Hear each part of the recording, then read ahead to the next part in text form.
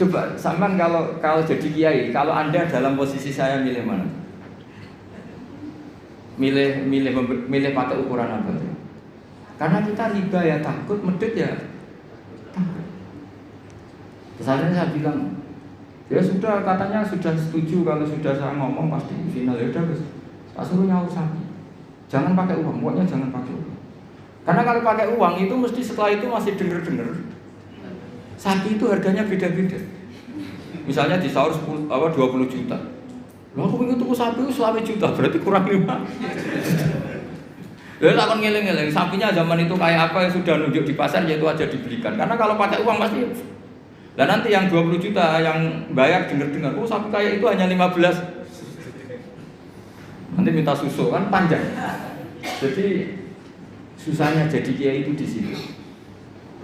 Makanya konversi utang, saya itu punya geladak itu rumah kuno. Itu dulu buyut saya bikin, itu hanya habis 700 rupiah. Sekarang geladak saya pernah orang antik itu nawar sampai 500 juta. Coba kalau itu dinilai dulu itu hanya 700. Maka ada anekdot, ada cerita. Lalu riba itu maknanya apa? Menambahkan dari nilai intrinsik uang apa-apa. Debat. Sudah ini enggak kajian debat tentang itu, malah jadi fitnah. Yang jelas saya pastikan di majelis ini fatwa saya riba yang haram, medit ya haram, itu mesti aman deh. Riba yang haram, medit ya haram. Ada cerita apa? Nabi itu wastakrodo Rasulullah bikron tapi waroda ziyadatan. Ziyadah di sini itu bukan uang, di semua riwayat apa bukannya pedet, nyaurnya itu sapi, jadi bukan pedet plus uang atau duit itu enggak. Mohon saya teruskan. Faslun fil ihsan bil ghorsi. Jadi ada orang nanam tanaman di mana saja, kemudian kata Rasulullah SAW ngendikane, ma min muslimin yaghrisu ghorsan illa kana ma ukila minhu shadaqatan wa ma suriqa minhu shadaqatan. Jadi Nabi itu kadang ngendikan wa ma akala sabu fa walahu shadaqah. Tidak ada seorang mukmin atau muslim menanam satu tanaman, misalnya Anda menanam mangga di tengah hutan atau di tanah kamu sendiri. Kata Nabi, itu dimakan burung ya sedekah. Bahkan Nabi ngendikan ada yang mencuri juga sedekah. Maka sebetulnya sistem pencurian yang seperti itu sebetulnya bisa setengah-setengah dilegalkan. Tapi jangan mengajari mencuri. Tapi lagi-lagi jangan mengajari kikir juga. Karena sampai dikatakan mencuri itu juga karena yang punya ada makanya uniknya Nabi ngendikan wa ma suriqa minhu ya sedekah, yang dicuri pun nanti berstatus sedekah. Tapi ya jangan mobil. Ya yang ringan-ringan. Itu kalau di kampung saya, umumnya kampung lah, masih di kampung. Di kampung itu ada adat unik. Kalau ada orang punya semangka banyak, kemudian ada tukang penggembala ngambil satu. Itu kalau ditaboi atau disalahkan, itu orang menyalahkan yang punya semangka. Wong kok medite ngono kok geger. Ada konsensus, ada apa? Jadi agama itu yang ngaramkan nyuri, tapi juga ngaramkan medit. Itu titik perlu dicatat. Coba sama lihat di kampung-kampung, ada orang punya 1 hektar atau 1 ladang, terus punya mangga banyak. Ada yang nyuri 1 digebukin, orang nyalahkan siapa? Nyalakan yang gebukin apa nyalakan yang nyuri? Nyalakan yang gebukin. Lah yang nyuri akan karuan salah, jadi gak perlu disalahin gitu. Tapi yang jelas Nabi ngendikan kalau ada orang punya tanaman kemudian dimakan hewan atau dicuri, bahasanya Nabi masih suriko, maka itu menjadi sedekahnya dia. Nah kemudian di fikih itu ada bab yang agak sensitif, namanya ulima ridho. Ulima ridho itu nggak pamit, tapi kira-kira yang punya pasti boleh, itu boleh. Wah kalau enggak semua dosen, semua kiai, semua santri pernah nyuri kalau itu. Karena gini, misalnya saya akrab, ya saya misalnya akrab sama seseorang, pas di kamar mandi misalnya. Terus saya pakai HP-nya karena penting tak pakai handphone. Itu nyuri apa pinjam? Enggak, jawab saja. Nyuri apa pinjam? Nyuri, enggak pamit. Tapi kalau dikatakan nyuri, nemen wong akrab gitu kok, gitu aja kok. Parah lagi kalau kamu marung, itu di fikih itu mesti nyuri semua. Coba kamu ke warung, terus ada gedang goreng di situ kamu makan. Coba itu apa? Nyuri apa enggak? Dikatakan nyuri itu di depan umum. Dikatakan beli wong belum kamu bayar. Dikatakan tamu wong itu warung kok tamu. Jadi di fikih itu didiskusikan seperti itu. Nah, kalau dikatakan ya coba itu status kamu makan itu apa coba? Ketika Anda makan statusnya apa? Nyuri kan, kalau kebetulan bakulnya pas ke dalam. Loh nyatanya ada yang nyuri juga, habis 3 bilang 2. Coba seperti itu. Nah di fikih itu sampai jadi debat itu. Jadi perdebatan seru itu. Namanya bek mu'atoh. Fikih itu bakas bek apa? Mu'atoh. Bek mu'atoh itu tidak ada ijab qabul, tapi secara adat seperti itu. Ya saya ulang lagi, gak ada ijab qabul tapi secara adat seperti itu. Akhirnya kita ngambil gedang goreng sampai 5. Nanti kelihatan nggak benernya begini, kita punya asumsi, punya estimasi harganya per satu itu 1.000. Ternyata sama bakulnya bilang 5 berarti misalnya 10.000 apa? Kita akan estimasinya 1.000, ternyata diregani 2.000. Kita akan kaget. Jadi lalu pertanyaannya, fikih itu menjawab, lalu yang kita ikuti dengan jadi hakim itu kata baik penjual apa pembeli? Kita harus sepakat pembeli karena dia yang punya. Dan kamu tidak dimasukkan jual beli tapi ifsad, merusak harta orang lain tidak pamit, maka kamu diberi sanksi, harganya mahal. Jadi sebenarnya kalau di fikih adek kan penjualnya bilang harganya 100.000, itu di hakim harus menang yang penjual. Karena kamu merusak harta orang lain tanpa pamit. Jadi akadnya bukan jual beli tapi merusak hak orang lain. Maka itu kalau di persidangan dimenangkan penjual karena pemilik. Ya terserah saya, punya saya. Mau apa kalau kamu? Kamu aja selonang-selonong apa? Makan yang nyuruh. Makanya saya pernah kenal sama Kiai Jawa Timur, itu orangnya khusyuk. Itu kalau marung itu sampai bakalnya mantel. Teman saya mondok. Bu, niki gedang goreng begini pinten. 1.000 dek, nggih niki dibayari 1.000 baru dimakan. Masih di tempat itu dia kepengen lagi, akad lagi. Bu, niki pinten. Ini tela goreng harganya pinten 1.500 dibayar lagi. Saking ininya akadnya itu jelas. Lama-lama anak itu tiap marung, dia aja marung rene ngelok wong. Jadi kadang orang bener itu yang repotno itu. Orang bener itu kadang yang repot, tapi itu memang bener betul. Nah, makanya di fikih itu ada bab namanya bab olimaritum. Di kampung itu kalau ada orang punya semangka 1 hektar atau punya pohon mangga, kok orang ngambil 1 pamit itu mesti dimarahin kalau orangnya dermawan. Cung ngono ya kok pamit. Kena butuh yang berjubuk. Makanya saya katakan nyolong ya haram, tapi medit juga. Ya itu aja Gus, nggak usah tuh. Berarti Gus Pak ngalalkan nyolong ya enggak? Kamu itu gak nyimpulkan sekacau itu ya enggak seperti itu. Tapi ini saya hanya maknani hadis. Kenapa Nabi ngendikan wa masuri qaumin husotako, yang dicuri pun berstatus sedekah, karena bahasa nyuri itu bahasa yang sudah ngekor. Dikatakan nyuri karena nyatanya tidak pamit. Dikatakan sedekah nyatanya yang punya ikhlas. Ini kan dua bahasa paradok. Wong nyuri kok distatuskan sedekah. Dari definisi nyuri ya memang nyuri enggak pamit. Tapi dari nyatanya halal karena yang punya ridho namanya sedekah. Kamu milih mana? Bahasa nyuri apa sedekah? Ya nyurinya ya ada. Sedekahnya juga ada. Ini jelas, ini hadis sahih wa ma surika minhu sedekah. Terus wa ma akalas sabu fa wala sedekah. Misalnya yang makan itu burung atau apa ya juga jadi sedekahnya dia. Makanya di fikih bab paling sulit namanya bab mu'atoh. Itu perdebatan Imam Syafi'i dan Abu Hanifah. Mu'atoh itu adalah satu akad jual beli yang ditentukan oleh adat. Tidak ada ijab qabul. Ya itu tadi kayak orang marun tadi. Orang marun lalu makan gedang goreng itu statusnya apa? Atau naik bis. Sama kan tidak pernah kepikiran, karena sama tidak pernah mengkaji fikih serius. Yang kepikiran ya kita ini yang mengkaji fikih. Coba saya naik bis, biasanya saya kalau dari Jogja sering bis dari Semarang sampai Pandangan, sampai rumah saya itu Pandangan 4 jam dari Semarang. Jadi kalau saya ngajar ke sini itu 8 jam. Jadi kalau sama Anda pintar ya kebangetan 8 jam. Coba sampai sekarang misalnya saya mau ke Jakarta, ada bis tak stop, berhenti kan, terus saya naik. Setelah 100 kilo atau 50 kilo baru ada tarikan uang, bayarnya sekian. Lalu sebelum Anda bayar tasnya apa? Pinjem apa gasap?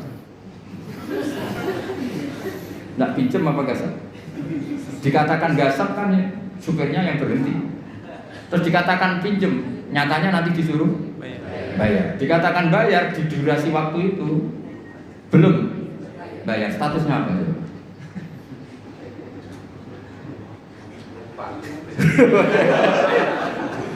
Lah kalau numpang begini, pas 50 kilo sebelum ditarik kondektor kamu turun.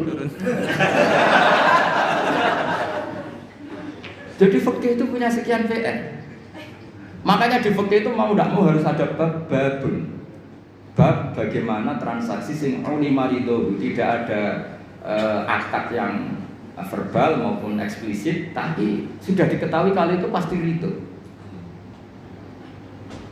Ya kayak tadi, namanya bagol, ada orang makan gedang goreng itu ya seneng karena dianggap aset, dianggap kepayan. Tapi yang makan ini masalahnya punya estimasi, yang mulai masalah kan punya estimasi. Kemudian nak sanggup pas 2.000 gitu, ternyata di luar juga ada harganya 5.000. Makanya kalau kita sebagai kiai, saya sering punya santri yang pedagang gitu, mesti pesan saya tolong tarif harga itu dikasih. Makanya kayak warung Padang, beberapa warung yang sudah gitu pasti didikan dia itu disuruh apa nulis apa tarif apa harga. Karena kalau akad-akatan terus kan capek ini yang bagulnya ini. Ampun dia kalau badin bener gedang goreng ini harganya berapa? 1.000 dibayar. Itu anaknya orang sufi. Saking sufinya bapaknya itu dulu era Waisel itu gak pernah diwaisel. Karena bapaknya itu orang sufi. Nanti kalau Waisel itu uangnya ketuker sama uangnya orang lain, itu yang dikasihkan tidak uang saya, tapi uangnya orang lain. Jadi kalau ngirim anak itu masih ada orang sufi itu. Kalau di UI kayaknya nggak pernah ada. Sudah modern sekali. Sampai segitu karena takut uangnya itu ketuker. Yang kamu terima itu tidak uangnya bapak, tapi uang orang lain. Coba seperti itu sah nggak gitu? Misalnya wesel online. Yang dikasihkan uang kamu apa uang orang lain? Boleh enggak? Itu kalau menurut teori profesional kan nggak boleh. Mau miliknya orang lain kok di. Yang menjadikan boleh karena apa? Ulima ridho, orang lain itu juga ridho karena tergantikan. Kalau kamu ngajukan kredit ke bank, uang yang dikasihkan kamu itu uangnya bank itu uang orang banyak. Pamit nggak? Wah ini bisa panjang kalau secara fikih. Makanya fikih itu ada bab nanya bab ulima ridho, ada transaksi yang tidak eksplisit juga agak verbal, tidak ada ijab kabul, tapi ulima ridho. Kira-kira orangnya itu. Jika di kampung-kampung menurut saya adat itu bijak sekali. Kalau ada orang penggembala, tapi kalau dosen ya jangan, kalau kiai ya jangan. Itu kalau ngelak ya ngambil degan milik orang yang banyak. Jangan yang orangnya miskin punya pohon hanya satu, yang kira-kira punya banyak diambil. Itu kalau yang punya dipamitin, Pak tadi saya ngambil degan jenengan, itu mesti marah. Ngono kok pamit lah cok. Karena dianggap satu sepele yang harus diridhokan. Akhirnya gara-gara pernah satu itu gak perlu pamit, yang lainnya ikut-ikutan. Lah yang mulai banyak itu yang loh kok tak akeh gitu. Jadi kalau 1-2 kan dimaklumi. Makanya kalau di dunia kiai, ini kisah nyata ya. Ini bukan anekdot kisahnya. Ada kiai sufi. Kebetulan ini saya kenal orang ini karena masih keluarga.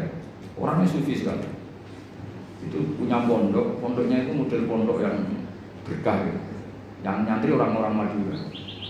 Itu kalau ayamnya kiainya makan, itu kalau santri makan kan di Nampanan. Itu Pak Rektor tahu karena pernah pondok. Di Nampanan Pak Rektor. Pak Rektor itu temennya itu murid saya. Ngajinya di Kudus. Itu dulu pakai nampan. Itu ayamnya datang Pak Rektor itu nggak berani busa karena ayamnya kiai. Padahal sudah di Nampan tinggal makan. Ya semuanya nunggu. Wah, ayamnya dapet, dihabisin aja. Kiainya tahu karena kiainya orang sufi terus bikin gini. Ya wes dong, nah ayam saya makan makanan kamu halal. Seneng. Terus digasang sama santri-santri. Jadi kalau jam makan disengajakan gitu biar ayamnya pada datang terus ditutup disembelih. Maka kebaikan itu kadang punya efek keburukan tadi. Satu orang dikasih ridho, ya sudah tuh degan satu nggak apa-apa, semuanya ikut. Karena ngasih tahu, ternyata Pak Kaji itu nggak apa-apa, kalau mau ngambil aja. Singkat cerita, suatu saat yang makan itu bukan ayam, tapi kambing. Akhirnya pikirannya santri tadi itu masuk ilmu yang definisi yang pertama, berarti halal juga. Disembelih kambing bukan ayam lagi, ini sudah kambing. Nah setelah kambingnya hilang, Pak Yai tadi mau ngaji gini, beliau datang ke majelis tapi tidak ngomong sama sekali. Kelihatan emosi, menahan emosi. Santri diem semua, takut semua. Terus ada santri cerdas, ini sudah di majelis kok tidak ngajar, nggak ngomong, nggak marah tapi cuma diem, ngempet emosi. Wal kadhimin al itu kira-kira. Yang di belakang tahu ini pasti urusan kambing. Yai, jangan marah karena kambing ya. Kiainya ya cerdas langsung bilang, yo kegedean aja. Maksudnya itu. Jadi yang belakang itu langsung bilang, Yai katanya yang makan makanannya santri itu halal.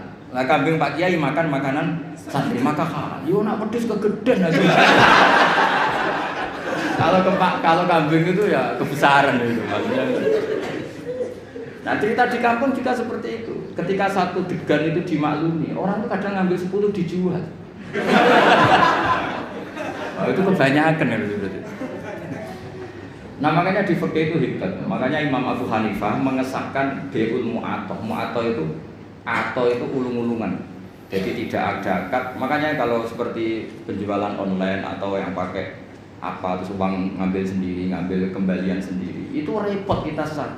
Makanya fikih menyediakan banyak jualan yang seperti di kampus-kampus atau di SD. Kalau bapaknya pas pulang, anak ngambil sendiri, nanti ngambil susu kembalian sendiri. Itu menurut Abu Hanifah sah, dimasukkan bab mu'atoh, melebu terdefinisi auli maridor. Karena kalau kita sebagai teman akrab, misalnya di kamar mandi dicocok-cocok, aku pinjam HP-nya, mesti tersinggung ngono ae kok. Paham ya? Pinjam pulpen. Sebenarnya pinjam pulpen itu haram. Yang namanya pinjam itu sesuatunya utuh. Kalau pinjam pulpen kalau enggak itu mangsinya. Pinjam HP, pulsanya kalau kan. Kalau nurutin gitu, wah kita dosa terus. Mau pinjam kok ada yang apa? Berkurang. Definisi isti'arah atau arah itu maaf bakoi ini sesuatunya masih utuh. Coba saya pinjam mau ke kamar belakang, airnya terkapur, terkurangi enggak? Tapi masa redaksi? Saya pinjam kamar mandinya, minta airnya. Itu kok mesti saya berbuat tersinggung. Kok segitunya itu? Maka lagi-lagi tadi nyolong ya tetap haram, tapi medit. Jadi kira-kira kalau Nabi masih sugeng, kok ada orang nyolong pelem, cuma nyolong. Tapi kalau yang punya marah, cuma medit, kira-kira gitu. Jadi nasihatnya kira-kira gitu. Jadi yang nyolong ya dididik, yang medit juga dididik. Ini jelas hadisnya apa? Wa masuri qaminhu apa? Sedekahun wa ma akala sabu fa huwa lahu sedekah. Baru ya ada seterusnya mau kembali ya. Baik, jazakumullah khairan. Mungkin di sini ada 2 atau 3 pertanyaan. 2 aja, kalau 3 banyak. 2 pertanyaan mungkin dari Bapak Ibu ingin bertanya. 1 dari Ibu mungkin.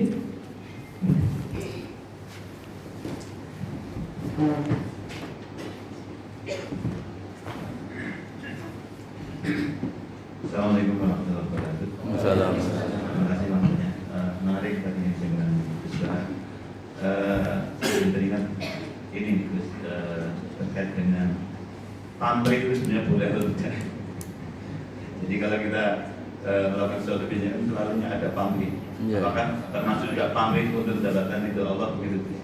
Juga tadi yang disampaikan Gus Bahan. Oh iya. Terima kasih. Assalamualaikum warahmatullahi wabarakatuh. Waalaikumsalam. Langsung aja, langsung 2 aja. Yang kedua. Yang kedua ada? Ya, kalau satu bagus. Ada Gus. Oh iya.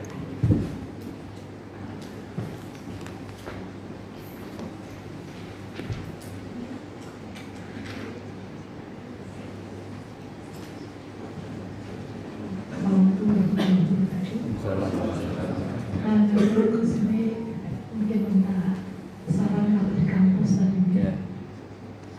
Ketika kita menggunakan barang-barang kampus habis dengan satu tidak itu. Tapi kira-kira makanya itu. mungkin nggak sengaja ke pasca atau Ternyata terusik juga.